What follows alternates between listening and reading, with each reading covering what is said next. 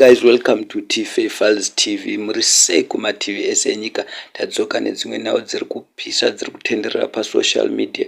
As you all know, my Titi vakabuda mujeri guys, vakaita live yavo nezuro yanga ine 30,000 k views vari pa live vakadaro guys, zvakashamisa vanhu. Zvimwe zvinhu zvakaita kuti Ketty Masomera avate nezuro akapfeka bhutsu akatukwa nevanhu. My Titi vakaita live yavo vakataura vakati ndichatuke vanhu, handisina basa nevanhu, nyangwe vakandituka sei ndoziva ndakakanganisa.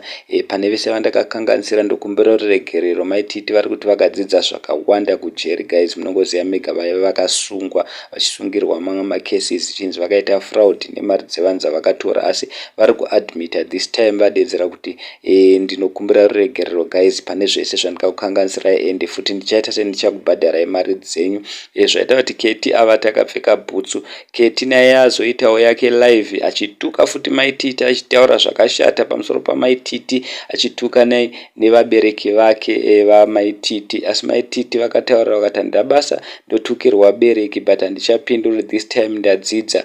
Zvaita kuti vanhu vadedzera kuti Ketty this time uchamama uchavata uchidya mutakura, because content yauri kuda umbofa wakaiwana, because anga achituka My Titi. Vanhu vadedzera kuti iwewe Ketty hapana zvaunogona, hauna kana chitalenti chaunoziva kutuka vanhu, chinyomba vanhu.